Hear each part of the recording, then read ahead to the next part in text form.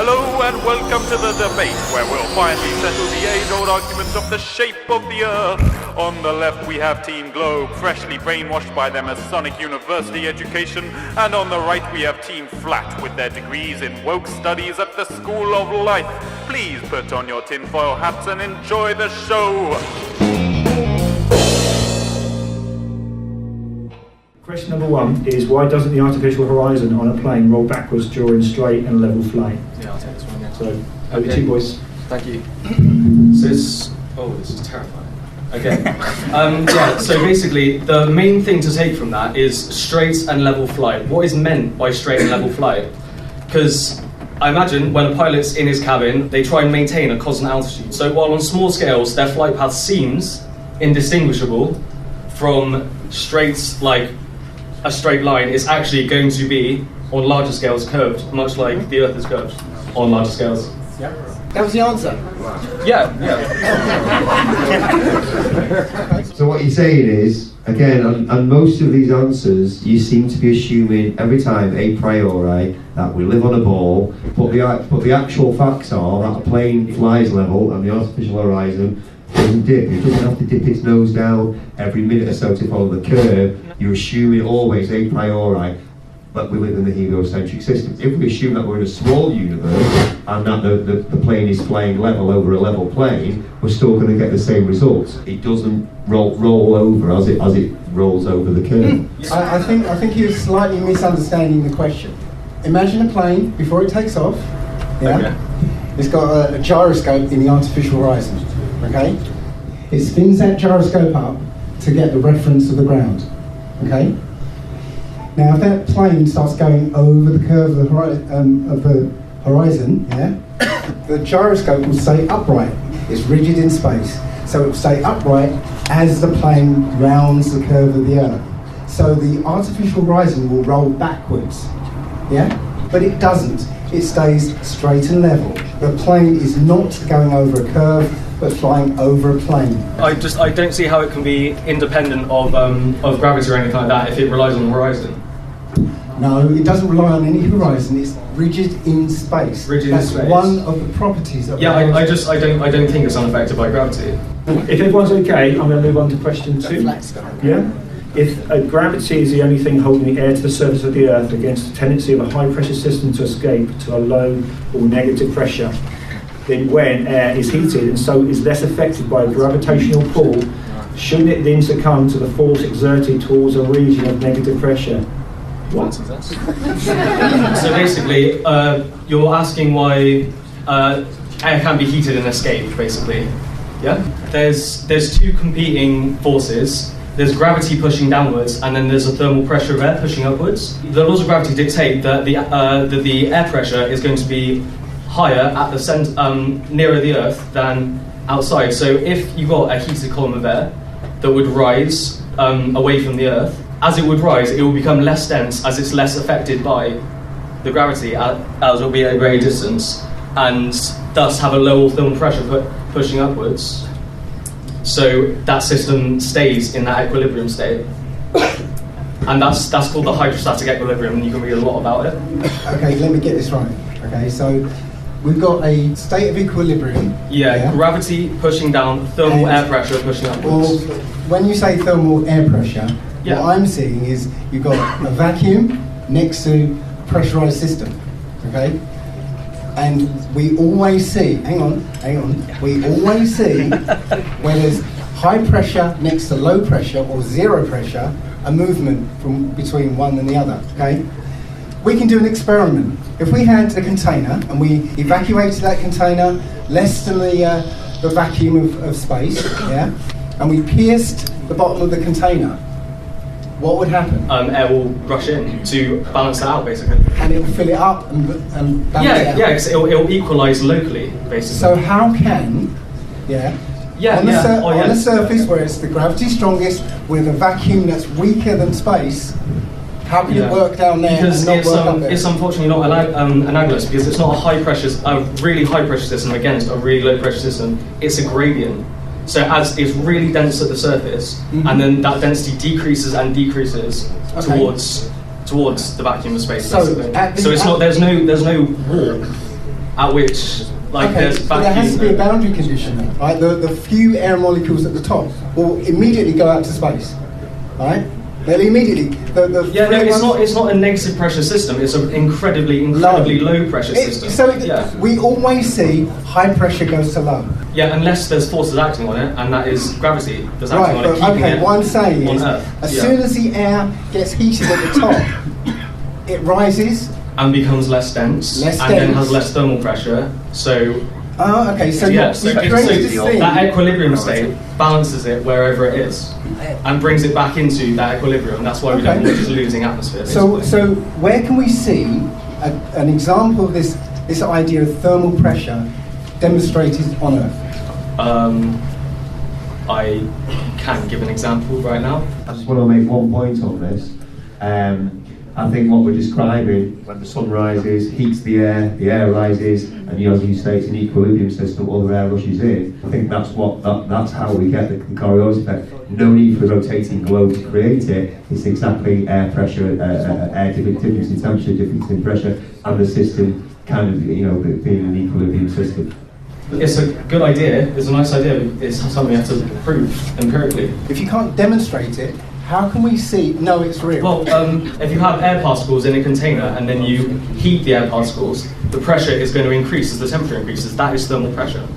It's the kinetic energy of the particles and their collisions against the wall of the container.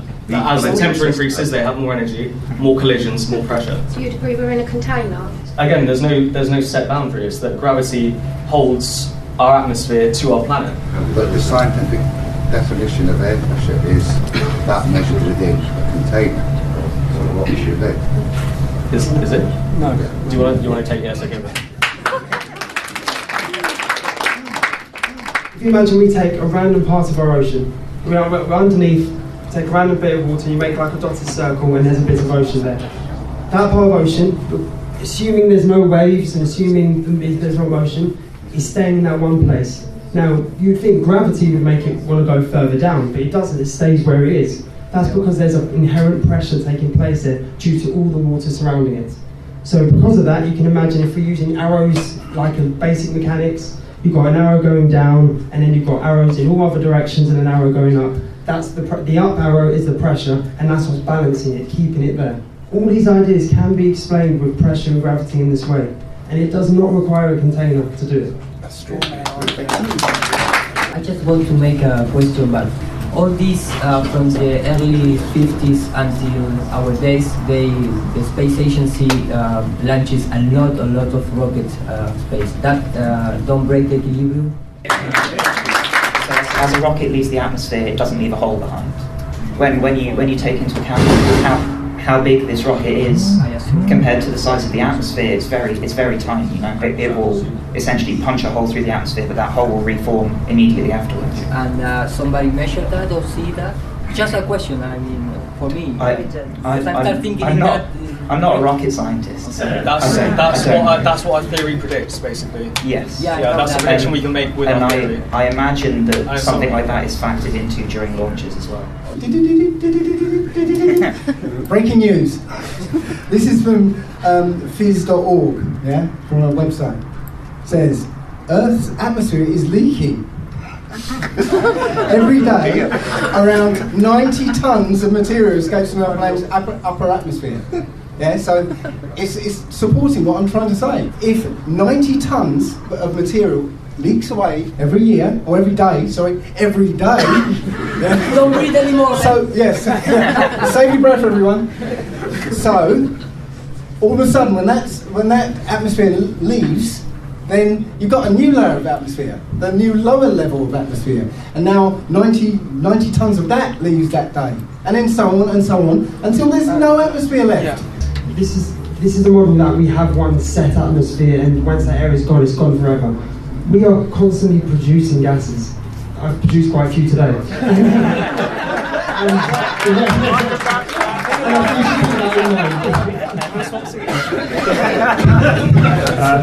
Number 3, how would you explain light slowing down and hitting a denser medium and speeding up after leaving that medium for a less dense medium when the law of conservation of energy prohibits such observations?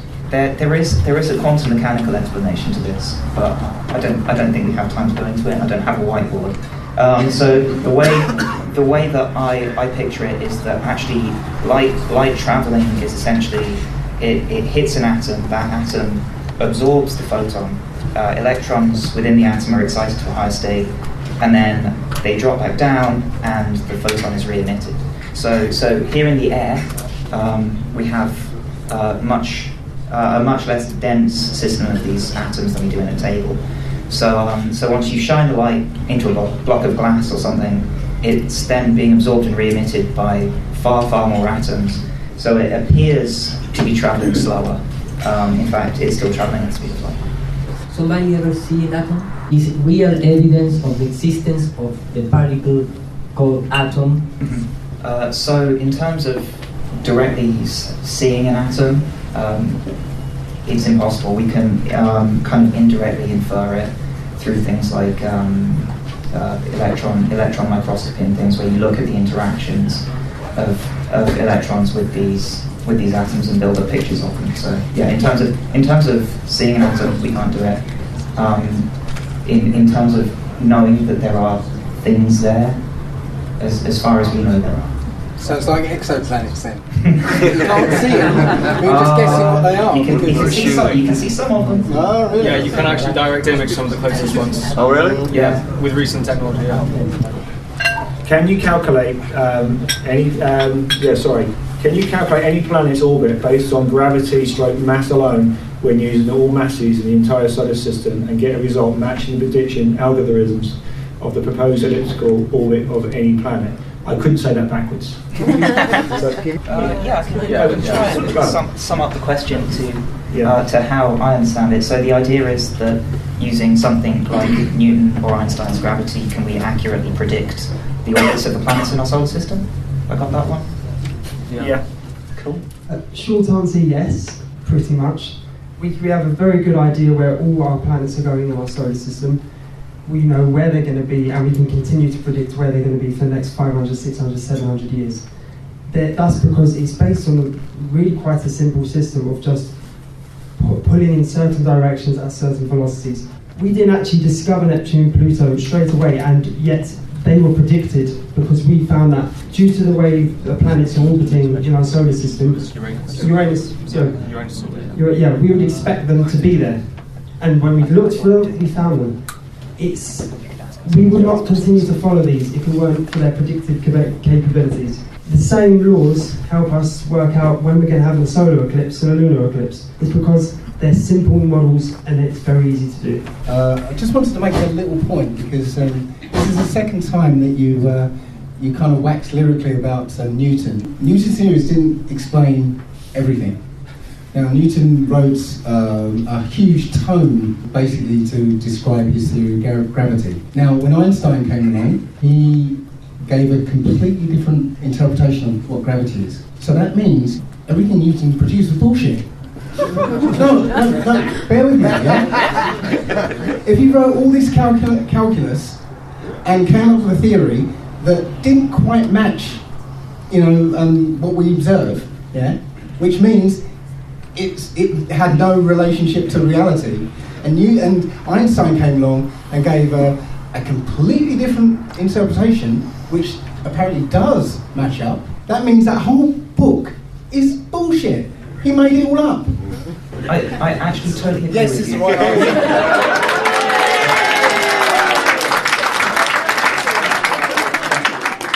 Yeah, Newton was wrong. Demonstrably wrong, in fact. And yet it stood for 400 years. Yes, but you can still apply his calculations to kind of most, certainly everything on Earth. Quite a lot of bodies in the solar system. His calculations work, well enough. Sure. He was wrong. This is why I say that nothing is ever fact. That things are just theories until someone comes along and proves them better. I'm sure, maybe in another century, 2 centuries, or whatever, someone might come along and say. The world's flat.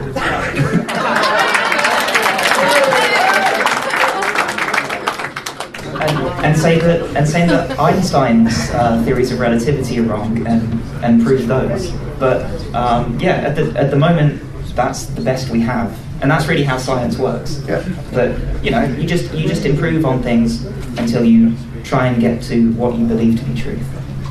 Can I I forget the man's name, but a quite important statistician said that all models are wrong, but some are useful. Thank you, George Box. All models are wrong, but some are useful. And that's the tenets of which how science works. We can never prove something to be right. We can only prove what's wrong. What we're saying is then, everything is just a theory. And it will stay a theory until something else comes along to replace it. So everything is just a theory, and that's the correct way of applying. No, because once again, these are backed in evidence and they have utility. And that's all we can ever want of a model is utility. Newtonian had that for 400 years. And it works, and we were able didn't to, work. and we were able to construct bridges. We were able to do a lot of stuff on this planet using those ideas. And that's all we can have. Science, the big misconception is that science will never be able to give you the philosophical idea of truth. It just is not what it's capable of doing. What science is capable of doing is giving you a model of which you are able to use and predict. That's all it will ever try to do, and it's doing it very well with the current model. There are people out there who 20 years ago, when LIGO was like first in the pipeline, they were like, it'll never be done. You'll never see gravitational waves, and here we are, having seen them. Just before, I just want to talk very, very quickly. Just one sec, Mary. Just give me a sec. Just because I got the first 5 minutes. All I want to say to you guys was I agree with you, and especially about this misconception about a theory. The whole point is that you can make predictions. Yeah, Newton's theory, it was okay. It made certain predictions. Einstein's made a bit better. Something will come along and make them even better. Can I ask you why Ptolemy, from the 2nd century BC, was able to make the same astronomical predictions which stood for 1400 years before gravity, before a moving Earth, before a vast solar system, making all predictions of eclipses and all the predictions of the planets. He was able to do that 2,000 years ago before any of these, what I call newfangled explanations. So Ptolemy was a believer in very much a geocentric universe, right? Yes. So, and also I believe that he thought every single orbit was a perfect circle. Yep. But the point is that his predictions were accurate. Yes, but It was a model that worked. Yeah, they became they're very complicated. So we can explain the orbit of Mars with one ellipse. I think he had to use almost 300 circles. We don't see a perfect orbit. Our elliptical orbit. We still see retrograde motions. Kind of that's the crux of my argument, that why would Ptolemy try to fit the orbits with perfect circles when they're demonstrably untrue? His explanations were wrong, but his actual predictions, the theory was correct. Yeah. I still don't think you've got the explanation right, that's all. Shut down. Here we go.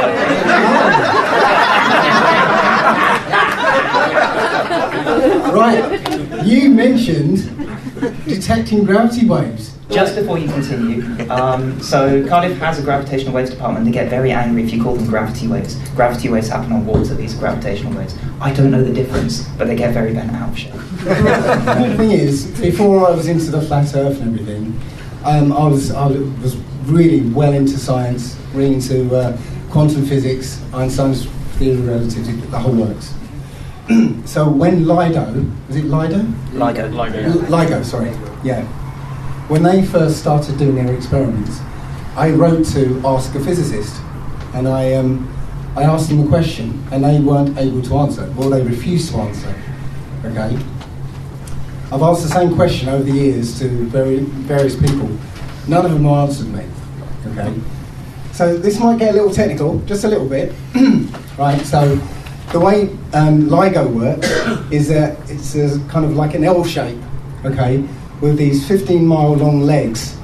And what they do is they fire a laser, split the laser into 2 directions, okay, bounce them back off a mirror, recombine them, and you get an image on a screen, okay. Now, if at any time the distance between the 2 legs changes, So if a gravitational wave goes along one side, it will change the distance, change the size of that leg. Okay, then there should be an interference pattern on the screen. Yep. You agree? Yep. Right. So this is supposed to prove Einstein, but what Einstein said is that it's not the gravitational wave isn't in space; it's in space-time. So if space contracts, then time slows down so that the speed of light stays the same. So if you're doing an experiment with the speed of light, you will never detect gravity waves, because if the gravitational wave, sorry, no. So that, yeah, if one leg shrinks slightly because of this gravitational wave, then time would slow down for that beam of light. So it will arrive exactly the same time as the other beam of light. No interference pattern. So if they detected something, that means Einstein was wrong. So if they don't detect something, that also means Einstein was wrong. So what do you got to say about that? So leave it there. That's the best answer today. This would absolutely be the case if you were doing this experiment with anything other than laser light, or light in general. Whatever speed you're travelling at, if you were travelling at half the speed of light and you fired a laser, you would see that laser go away from you at the speed of light. Yeah. So it doesn't actually matter about the fact that the light is slowing down because it's still travelling at the speed of light. Don't try and blind us with bullshit. The point is, you're using well, Einstein says that it's not just space, it's space-time. You know, you change the space, time changes, so that the speed of light remains the same. That's the core of Einstein's relativity. Mm-hmm. So that means it can never detect a gravitational wave. But the light is still travelling at the same speed. Only because time is reciprocal to space. So it has to, according to Einstein, that's what has to happen. That's Einstein. It's Einstein. You can't argue with that. It's not me. It's Einstein. It's not quite one over the other. It is. That's it. It is Einstein's theory. I'm afraid so. It's described it accurately. Okay. Go and read it, and we'll see you next year. It's still the beam of light is travelling further. Sorry, say again? The beam of light is travelling a different distance. No, because again, it's space-time. Time and space curving, yeah? Changing shape, you know, contracting. But the speed of light has to stay the same in Einstein's theory. So, you know, it works the same way in LIGO that it does apparently with the Earth. Yeah. Yeah. Yeah.